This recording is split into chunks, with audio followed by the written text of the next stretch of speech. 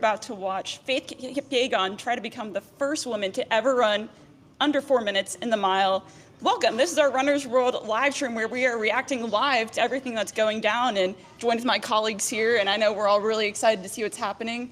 Perhaps you're watching the Nike stream up on YouTube at the same time as you're watching us talk about it. So let's get down to business. Guys, again, this is something so historic that's happening. Theo, maybe I'll kick it off with you. Let's talk about Faith, who she is. I kind of want to know, why is she the perfect person to attempt this? Yeah, I mean, for one, she's a Nike athlete. Nike's been making a big push the last few months with this attempt, but she's also the GOAT of middle distance running. She's a 3-time Olympic gold medalist in the 1500 meters. She's a great 5,000 meter runner too, so she has a lot of strength. And she's run 4:07 in the mile already, which is by far the world record by about 4 or 5 seconds. And so she's the woman who's closest to this barrier already. And Nike is kind of betting that, with marginal gains, with a custom spike for her, with a highly scientific pacing formation, and some other marginal gains, that they can shave off about 8 seconds. It's going to be very tough, but I'm excited to see how it goes, and I think it'll be a fun event. We've been enjoying watching the pre-race coverage, but one of the things I know, and maybe Amanda, if you want to speak on this a little bit, is Nike's created some custom gear for her for this. So do you want to talk a little bit about what she's going to be wearing today? Totally. So I am just so excited about what's in store and how it's going to perform on Faith. Of course, I'm going to start with the spikes. They are called the Nike Victory Elite FK. FK, of course, for Faith Kipyegon, but also for fastest known, which I think is really cool. I mean, having initials like that, something I'm aware of as a native-er. Hinted. Anyway, so each shoe is 85 grams. 85 grams. I have to put that in because I am not good with, stuff that they use over there. So the metric system, haha. And that is just less than 3 ounces. I mean, think about that. I think the lightest pair of shoes. It's like a kiwi. I looked up. It's similar to a kiwi per shoe. Yeah, the lightest pair of shoes I have, I think it's 5.2. The spikes. So there are 6 spikes instead of 5 spikes. So it's kind of modeled off of the Nike Victory 2, which she won the gold in the 1500 and broke the world record in the mile in. Instead of having 5 spikes, this one has 6 spikes. Like the little pins, right? Yeah. And each one is the weight of 3 paper clips, which is insane if you think about that. Also want to talk about, of course, the bra. Sports bras are a hot topic actually around Runner's World HQ. This bra is built, it's bespoke for Faith's body. It is made out of TPU. It is 3D printed. They call it Flyweb. It is to help with sweat retention because that can slow you down. It is racerback for, that movement. If it was these H straps, it would probably get in the way, or we don't want any slippage and we want that support. It was during testing, I think when Jeff Dengate was there, he said that if they saw her just I don't know, maybe pull something down or touch something, they're we need to zone in and see what's going on. Yeah, they really want to tweak. Yeah. Nike really wants to tweak every single little thing and make it as customized as possible, which is very, very rare that an athlete has that much say in the product and stuff. This is really cool. Also, it might be available to consumers in 2028. Probably not the same thing since it was bespoke to Faith, but we might get our own in a couple years. One of the things I've noticed, and Mallory and I were talking about before, is Faith's favorite color is purple. So purple is plastered all over this track. There's really good details in her, in her uniform and spikes and everything. And Mallory and I were just talking about Mallory, what would your color of choice be if you had this thing set up for you? What would really motivate you? Because you had a good answer. Yeah.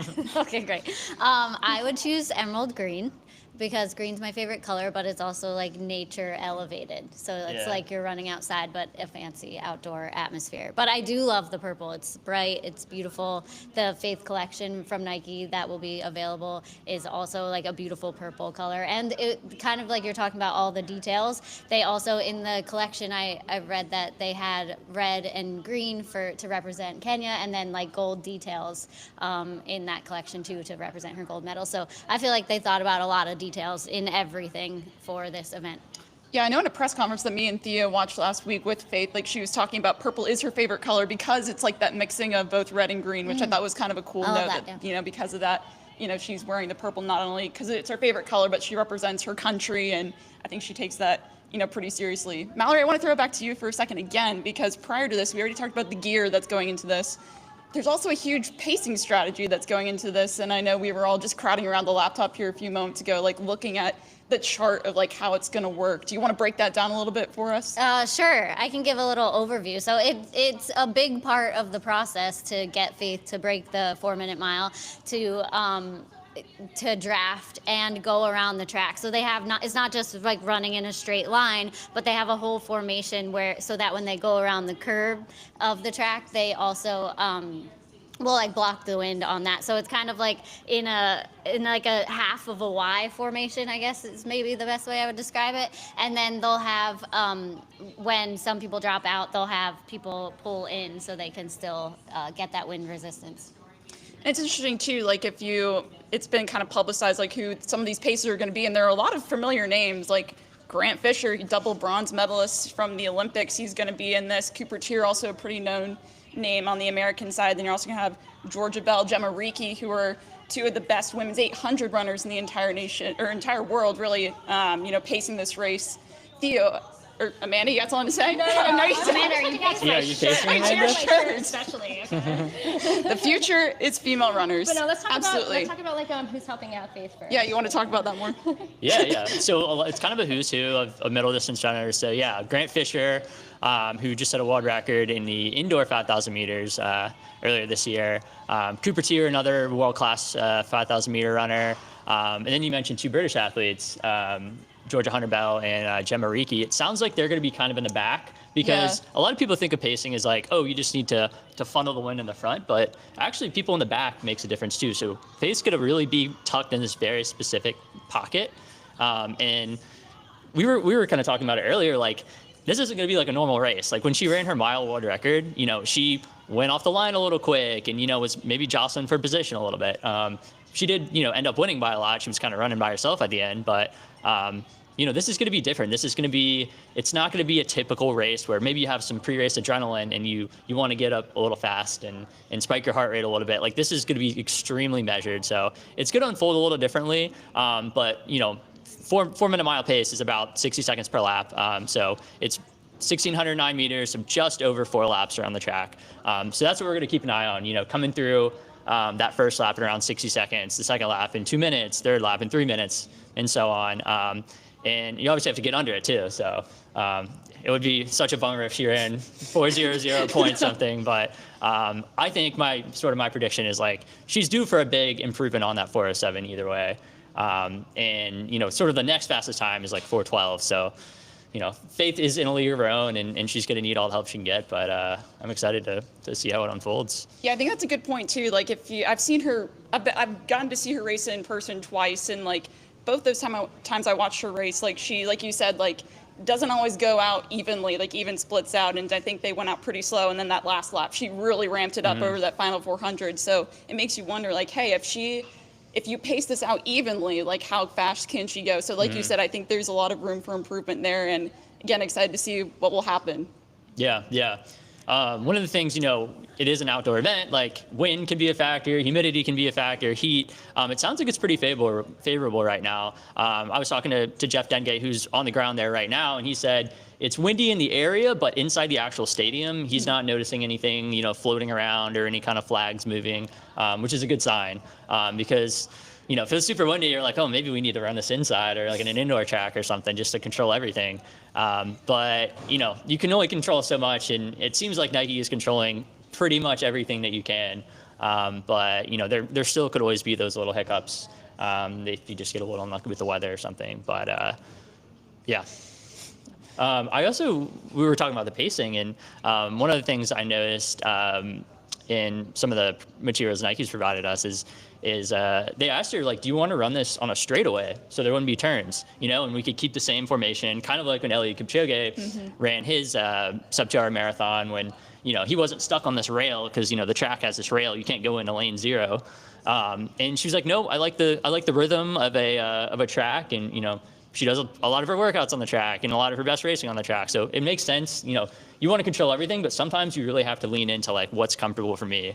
And so I thought that was really interesting. Yeah, I thought that was interesting too, because like you said, if you think about it, you know, if you were on a controlled, perfect straightaway, you know, you don't have any turns or anything like that you have to work with. So potentially maybe you could get to a faster time easier that way. I've also talked to some friends who thought that this should have been done on an indoor track, which I thought was kind of funny too. I mean, there you can control the conditions inside and stuff, and you can kind of make if you have a hydraulic track with the banks and stuff, you can turn it to like a certain degree to get the most optimal conditions for a sub 4. But yeah, it's kind of interesting how, you know, hey, at the end of the day, she still wants to do what she's familiar with. Yeah. One of my favorite details about indoor tracks is at the Armory, which is like one of the most famous tracks in the world in New York City. It gets so hot in there that the air gets like really dry and people will have like track hack and they'll just be coughing after. So they install these humidifiers that spit out this mist. And you know, there's even some theories of like, not only are you maybe breathing a little better, or you just don't have this like lingering cough, but there have been some like studies that have looked at like air density and if you move faster, and the Armory is one of the fastest tracks in the world. So I do feel like that's a valid, you know, point to bring up. If you do want to control everything, you know, can you control the weather? Like kind of, you know. If you put it indoors, for sure. So there's still some art in this. I feel like you have the science versus the art. There's still a little bit of art in this. You still got to go off feel a little bit. Yeah. Now I know we've talked about the gear and some of like the, you know, the conditions and everything. And with all of that in mind, again, she still has to shave off 8 seconds to get under 4 minutes here. I want y'all's predictions. I want us to go around and give our predictions with all the factors involved. Like, what do we think is going to happen here in just about 5 minutes time? Valerie? Okay, I'll start. I'm going to say I have the faith. So I'm going to, I believe she will make it, and we'll be cheering on in just like 10 minutes from now. Yeah. Okay, not to like be a bummer, but I'm predicting, I've already put this on my social media, so I can't go back on it now, or else there's receipts. But I'm saying 4:03.23. So a big improvement on her 4:07, but I think that last lap is gonna be really hard. And I think she's gonna be just a bit off. Still the fastest time ever run in any conditions, but I'm not sure if today's the day. But like a lot of people have been saying, you know, kind of the past week or two, like Eliud Kipchoge had this exhibition a few years ago where he tried to break 2 hours in the marathon. Didn't do it the first time, but the second time he got it done. So I'm not saying she won't ever do it, but I'm thinking today 4:03.23 is my prediction. All right. Well, following those, I'd have to say that I'm kind of in the middle there, because I've actually talked to a few people who don't work with us, but they are just as enthusiastic as we are about running. And a lot of their answers are, I think she's going to do it. I think she's going to pull through. Whereas, like, I feel like on our side, I am hearing like a lot of, it's an attempt. And I keep hearing that word, attempt. And it is an attempt, but I still think that there is that possibility that she can succeed. Maybe today, maybe next month, next year. There's like been so many big leaps for women in running these past couple of years. She is a mother. She has broken the world record. She has won these gold medals. I think she can achieve so much still right now, as she has already proven. So I think today we should at least be surprised with whatever outcome comes out. So I am really excited nonetheless. Or just like, yeah, for more faith. Yeah, I kind of like that take. I guess kind of combining both yours and Theo's predictions there. I also said she's going to run 4:03. I said that. I told my friends that a couple days ago, so I guess we're in the same boat there. But, you know, if we're looking at this, 4:03 is still a heck of, just so fast, like a heck of a lot faster than the 4:07 that she already ran. And like you said, I think anything that we see here today doesn't change her legacy at all. She's still widely considered the GOAT of middle distance running on the women's side. 3-time Olympic champion, the 1500, owns multiple world records in the mile. The 15 used to hold the 5K world record. She's a mother. She's done all these things. And like you said, she could go try it again, or maybe she paves the way for someone else to attempt it down the line. Yeah, I like what you mentioned earlier, because I feel like because she's already kind of the GOAT, she's like doing side quests right now. It's like who else could do like in the middle of their season? I mean, there's a World Championships this year. This is like a lot of stakes on peaking for a June race when the World Championships are in September. But it's like she's so confident in her training and she's done so much. It's like I have not seen any hesitation, in watching the press conference with her or anything like that. So I do think it's cool that we have people in the sport who are like, yeah, like, let me do this experimental thing. Let me push the sport forward. And they're not, they have the freedom to do that because they're so good. One of the things too, Mallory, I was wondering maybe if you could weigh in on this, is we've seen some studies about like, can a woman break 4 minutes in the mile? What would it need? What are the conditions that would affect? Like, I'm wondering if you think this might be an opportunity for like more research into elite female running or just like women's running in general. Like, do we feel like that maybe this is like putting that on the map a little bit, or that's something I feel like could be exciting, but I'm curious your thoughts since you're very plugged into the journals and everything. Yeah.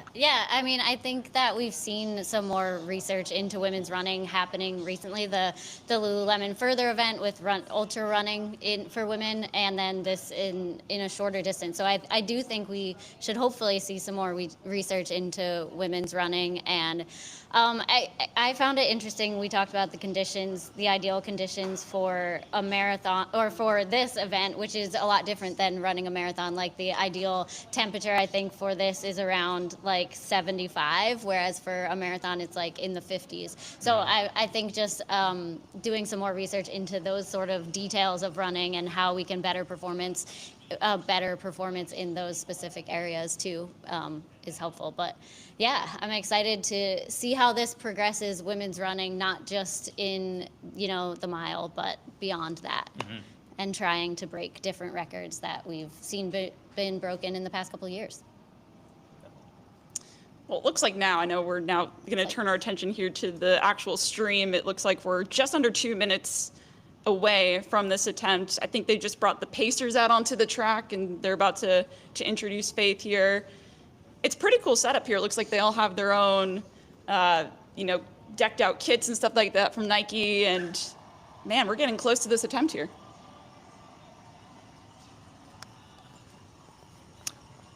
Oh yeah, there's Faith. Yeah, she's coming out in her speed suit. Looks like she's got a headband on, which I don't think I've heard too much about the headband. Maybe I don't know how Amanda, did you know if she was going to wear a aerodynamic headband? that is. But The headband is new to me, but I mean, being a hat girl myself, I have a feeling that it's just to take care of flyaways and take care of the sweat that's going to accumulate. she's getting a stride out, and honestly, it looks like she has some compression gear on her calves and her arms. I feel like Faith is someone who runs better in warmer weather. So like with it being, I think it's in the 70s, like I don't think she would be too uncomfortable in that. But I have to imagine that's a lot of like aerodynamic considerations there. Yeah, you always want to get in. I feel like when I'm doing strides on the line, like a 5K or a mile, like you always want to be like very in your own head. And it looks like she's doing them kind of alone right now. And it's like go time, but you don't want to spike your heart rate too much. So it's really like managing, like relaxing, but also, kind of prepping your body for this. But they were showing her on the warm up and on the warm up track, and she looks pretty dialed in. Looks like the spikes are white too. I thought they might be a darker color too. Yeah, I thought they're going to be purple. I think there's a little purple on there. All right. I guess on the bottom there. So they're assembling the pacers now too. Oh, my nails. She's going to be on that rail in the inside of lane one, I imagine, as close to it as she probably can without obviously stepping on it. I'm trying to count the pacers, and they so keep many like pacers. flying by before I can count them all. Looks like there's at least 10. She's got some purple nails. Is it 13 pacers? It looks like there. Yeah, can we get a I think count that from I tried to count really the runners quickly like there crowd? before they got away from the shot.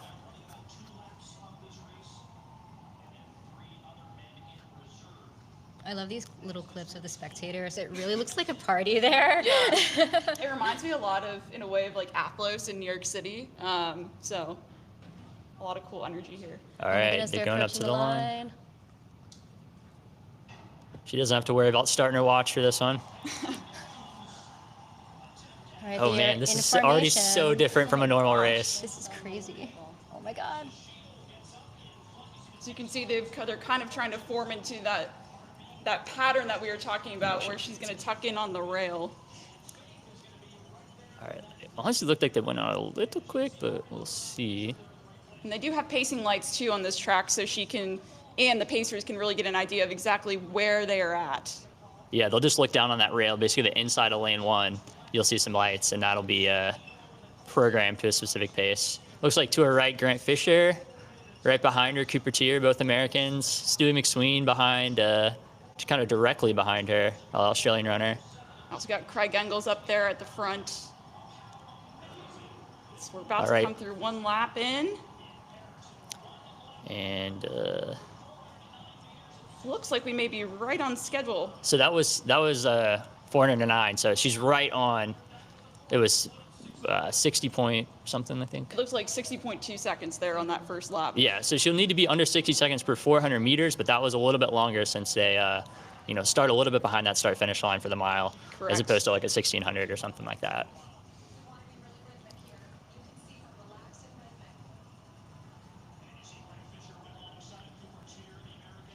So I usually watch marathons, and normally it looks effortless. It looks really smooth. This looks smooth, but this does not look effortless. It's a different type of smooth in a way.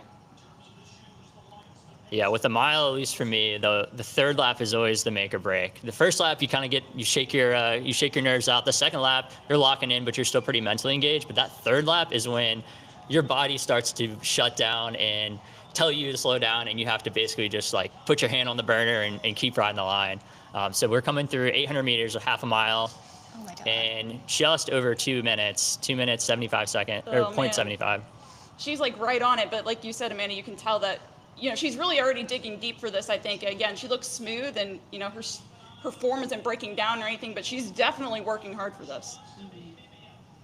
Yeah, she might have to have some kind of a kick at the end, but I'm wondering how long the pacers stay on, because, having someone ahead of you is kind of nice to try to run them down, but I think they probably want a good photo op too, so I can't imagine they're going to be, blocking her. And if you notice too, it looked like Gemma Ricci and Georgia Hunter Bell, they were the two women in the back there. They stepped off here, so lost a couple pacers, and now we're approaching about 500 meters to go. And the pacing groups are kind of split up a little bit, it looks like. Yeah. There's it's kind odd. of a top one, and then the one Faith is in, and then one person off the back, which I was not expecting. I wonder if it's because I think she has slowed down there on that lap, and so I wonder if that group there in the middle slowed down to stay with her, and the other group. 301.84 through 1,200 meters, looks like. Oh man, she's really gonna have to dig deep here. We're gonna need a big lap here.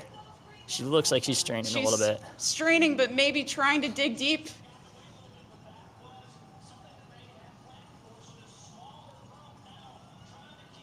All right, she's on the back stretch, approaching 200 meters to go. It's hard to see. I can't tell if she's catching up to the lights or not. There looks like Craig Engels dropped off there, is now encouraging her. We're down to this one pace group here. Last bend right here. And it's going to be very close. Now they're kind of getting out of her way a little bit. Still sticking right on that rail. And she's coming into the final stretch. Oh, it looks like she's tying up a little bit. She's really digging. She's really digging deep. Oh my goodness. I can't imagine what she's feeling right now. All right, Faith, what do you got? Last 50 meters or so, and she slowed down. Yeah. 4:06.91 is the final time, so about almost 7 seconds off that goal of 4 minutes. But man, I cannot, that was still pretty exciting to see. That was it was hard to get a read on the race, because Yeah. I'm not used to the pacing formations and stuff, but so unfortunately does fall up short. She's Fell gassed short a there little now, bit. though, at the I end. have to imagine that was every ounce that Faith Kipyegon has. Oh, I'm sure. But as you can see, she still has a smile on her face, Yeah. and I mean, hey, she accomplished something that no woman has tried to do before. Yeah, they called it a moonshot, and you don't call it a moonshot without taking some risks. So that is a gamble.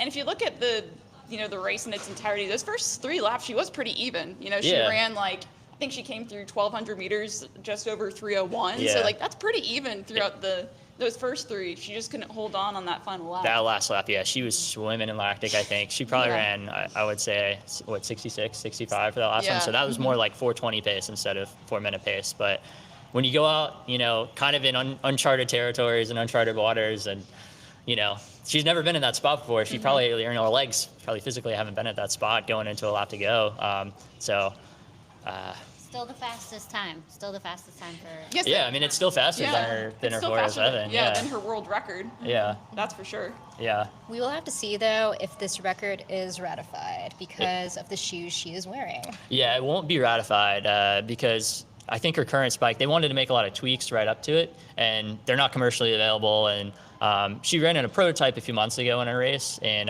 China, which they were ratified, or they were, like, the spikes were approved, but I don't think these are. And because she ran with male pacers, it wouldn't count as a official world record. You also have to have a certain amount of people competing in the race for it to count as a world record. And since she was basically the only person competing, and I mean, still the fastest time ever run by a woman in history. I mean, and you can't take that away. Like she ran the distance. Still amazing, yeah. Yeah. Looks like the official time is 4:06:42. That's what they've put up here.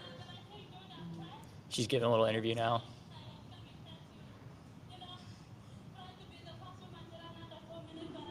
Tried to be the fastest woman.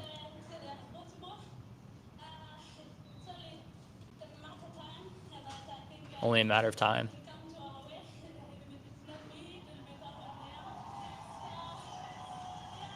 Man, we were talking too about how popular Faith is among the, middle distance and just the track and field world. Like, she'll finish a race and the people she beat are going up and hugging her and stuff. And she's just like so positive. And I think if someone is going to break 4 minutes of the mile, it's going to be someone that's confident, not afraid to take, chances, and is just like, I think being a good person, generally like a positive person probably helps too. She has just like a really cool story. I mean, she grew up in Kenya. When she first started competing on the international stage, she ran barefoot. So, I mean, she was out there running, I think, at the World Cross Country Championships completely barefoot and doing so well in the junior races. And to see where she's gone from there, I think is, it's pretty inspiring. And, I think I watched like the first episode of the Breaking 4 docuseries that is documenting this. And she talks a lot about, like you said, daring to dream, daring to try. So again, I think if anyone's going to do it, it's someone like her that's going to try. And then, I think from here, the question now is maybe like, what's next? Yeah. Well, one of the things too, we keep talking about Kipchoge when he did this similar thing for Nike a few years ago, and he didn't get it on the first chance, but he got it on the second chance. And a marathon is extremely hard to recover from. Like you cannot, you got to wait a long time. You got to dial in your pacing. You might only get 2 a year. But a 1,500 or a mile or a mid-distance race like this, I mean, like recovery-wise, it might only take a week or two. So I wonder if we'll see a second stab at it. I don't know if it'll be a second stab in 2 weeks. I don't know if it'll be in the next few weeks. I don't know if it'll be maybe next year or something. But like, it is something where if they wanted to, they could do it again because you're not going to need to take months and months off. That's a good point. 4:06 is a little. I think maybe if she ran like 4:02, 4:03, maybe that would be a little more likely. But 4:06 is. Kind of far off. So I don't know if it'll happen, but it makes me wonder if they did it again, would they adjust the pacing strategy? Like I want, because they paced it to be even. Yeah. What if, hey, maybe we pace it to go just like a hair slower, maybe she wouldn't tighten up as much on that last lap. So I think there's definitely a lot of learnings here that if Faith or someone else wanted to replicate this, to try it again, then I think, there's a lot of things that they can tweak maybe. Yeah. It sounds like they also were trying to figure out exactly how to work the pacers in, so maybe even trying a different method with the pacers could change the way it works out. Yeah, because it was weird. Once she started slowing down in the groups kind of like broke off, like the front group, and then they had that middle group there with Grant Fisher and them like still sticking with her. Like it was kind of weird. Mm-hmm. Yeah. But, you mentioned this, her saying in a lot of interviews that she was daring to try. I think that is just something that stands out, like deciding you will attempt to do what seems impossible is really inspiring for other runners who might want to do the same, or just anyone in their own training, like thinking that a time is impossible, but you're going to try to make it happen, even if you think you might not hit that goal. I think you can learn a lot through the process, as I'm sure she did, and especially doing this like within a racing season is incredible. So, it's inspiring to see. Definitely, and her season's not over too. Like she still has the world championships. Like you have to make it there in the first place. But she's obviously, if 4:06 is like a quote unquote like bad day, like that's still pretty scary good. So I think she's still got a lot to be excited about. And world championships this summer or this September in Tokyo, and Faith, especially in a championship setting, is very, very, very hard to beat. And so one of the things we were kind of talking about in the interview, the press conference, was like, I wonder how this is affecting her training, her build up for the World Championships, because you got to imagine that's the end goal.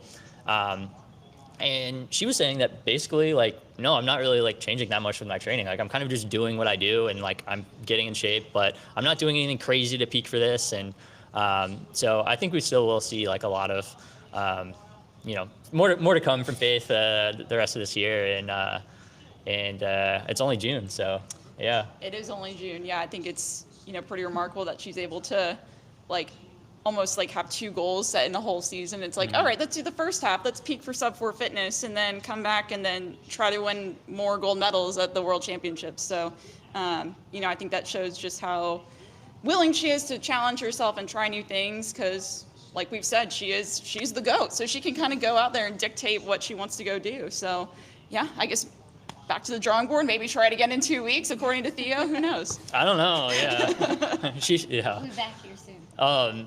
One of the things too is like I feel like maybe Amanda, you could speak on this a little bit, but like I feel like she's kind of pushed running ahead a little bit with like some of these innovative product developments that Nike's done, and like I'm curious if like Nike will integrate some of these into their larger collaborations. I think she has like a shoe or like a like a colorway or a collection too. I saw that she has like her own color of Alpha Fly and maybe like Vomero and yeah. I think we're definitely we are most likely going to see what she's wearing come out. Like, I'm going to use Lululemon as an example when they did Further last year, and now that was an ultra marathon. The 6-day ultra marathon that 10 women had participated in, and they just came out with their capsule collection last month or a few weeks ago. So it may take some time. Like, as I was saying, a version of that bra may not be available until 3 years from now, but I think they will make probably most of her kit available for the rest of the public. And then also just take these learnings, like an event like this, an event like Further, the Breaking 2 one, it is just a perfect like petri dish for testing gear. Like, it's on the world stage, it's the best conditions to do it. So I am actually just really like, I like want to be like that like little fly in the wall and just like not only hear about like what she thought, but just like also just like, like, oh, how did this feel? Like, how did this perform? What can we tweak? Because there's probably always more to tweak. Yeah. Can always iterate on stuff.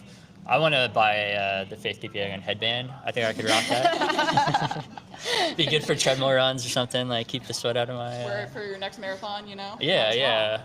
There's some marginal gains there, I'm sure. So, the speed suit was really cool though. Yeah, she had like basically, I guess arm warmers is like what they look like. I'm sure functionally they weren't really supposed to just keep her warm, but it almost looked like gloves, kind of. Like, she had like fingerless gloves, sort of. I thought that was really interesting. I've never seen anyone. Yeah, I was gonna say that's usually not what you see with like the compression sleeves. Yeah, or maybe like kind of had like a FloJo look a little bit, maybe with like sort of the longer, hot weather, but like the longer garments. So I don't know. Maybe we'll see more of that. But pretty cool. I imagine they've collected a crazy amount of data on this too. So I'm kind of excited to like, maybe there'll be some kind of study or something. But what do you guys think? We got plenty of stuff on runnersworld.com, a full breakdown of the race. We have people there too. Jeff is there. He'll be kind of doing some dispatch stuff. And we have a deep dive on her spikes that Jeff did. He got to see them in Oregon, went out to Nike a few weeks ago, saw those, saw the speed suit. So if you want to learn more about that stuff, we got plenty of stuff on runnersworld.com. There'll be plenty more content coming out of this. Actually, I kind of want to ask you too, like, what do you think this means for like women's running right now? I know you are like kind of been thinking about that like this past week, but. Sure, yeah. I feel like I thought about it a lot for the past week coming into this, and I think I was thinking about, hey, if she does it or if she doesn't do it, like, I think a lot of the benefits for women's running are the same. I think if, say, she had gone sub 4, sure, it's like this incredible human feat, and then, hey, who's next? I think that was kind of, it opens the floodgates and shows, women can do something that, people once thought not even any human can do. But I also think a lot of those, you can take a lot of those same takeaways from her, not just, not quite getting there. She's someone, like we've said throughout this whole stream, she is someone that, you know, she's a mother. She took time away from the sport. She came back. She's done so many things, won so many championships, has world records. But she decided to put all those accolades aside to be the test bunny to try to go do this, right? Like, that's you know, really commendable, yeah. There's a lot of pressure that comes with that. Like, Yeah. I mean, this has been something that has, you know, outlets around the world have been talking about. And I'm sure for her, you know, that's got to be a toll on the mind going Yeah. into this. And there's that pressure that comes with it, both physically and mentally. So for her, it's almost, you know, even though she's the face of Breaking 4, I feel like it's a pretty selfless act of her to go out here and try to do something like this, to pave the way for other women out there, to be a role model for other women. So I think whether she did it or she didn't, and, you know, she didn't quite get there today, I think a lot of that, you know, those takeaways are still the same. Yeah. So this got me like kind of excited just watching track. I love track, and especially the mile too. It's not always contested outdoors. You see a lot of 1500s at world levels. But Mallory, let's say I'm like sold on the mile now. I want to go train for a mile. How should I go about it, and are there maybe any training plans I can follow? Yes, you know, Theo, I'm so glad you asked. In fact, we do have a training plan. We have a 4-week training plan on the site, and it is there and available. We also have a story on other strategies to reach your fastest mile, some tips on training like improving your cadence, your turnover, that sort of thing. So we have all of those stories on the site. I know Jeff, when he trained with Faith for a little bit ahead of the event, she ran, I believe it was 4x300s and 4x600s. So, and in our training plan, we have some 600s mixed in. So it's basically like you're training like Faith. I mean, she ran the 300s in 43 seconds, which is about a 351 pace. But yes, and then also what I found interesting from the story Jeff wrote too is that she ran like a 40K, which is like 24 miles leading up to this, which you wouldn't really think a miler does. But we do not have 24 miles as our long run on the training plan, but you will go a little bit longer than the mile to build that endurance. Cool. Yeah. Like I was mentioning too, like you can run a mile a lot of times in a year. So that is one of the fun things about training for a mile is, you know, you put these big marathons on your schedule, but you know, I can go out and run a marathon after work, or run a mile after work. I could run a marathon after work, I'm not going to. But I could go out to the track and run 4 laps and run a mile and, you know, do it again in 2 weeks and do it again in 2 weeks and really track your progress. So it is a very approachable distance that I think is a little slept on. It seems so basic, but, you know, longer is not always better. Like sometimes a mile, there's a lot of beauty in just like working on your mile time. See, but I think it's funny. I think people are like actually more scared of the mile than like a marathon because you're like going a lot faster than you would a marathon. Yeah. And so I feel like for some people that's like intimidating to have to like step up to the line and, oh, I have 8 minutes to try to go as fast as I can here for a mile. So, hey, maybe try a training plan and then you can see that it's a lot easier than maybe what you think. So. And make sure to plaster your favorite color all over the track. Get your friends to have some signs or like wear your favorite color shirt.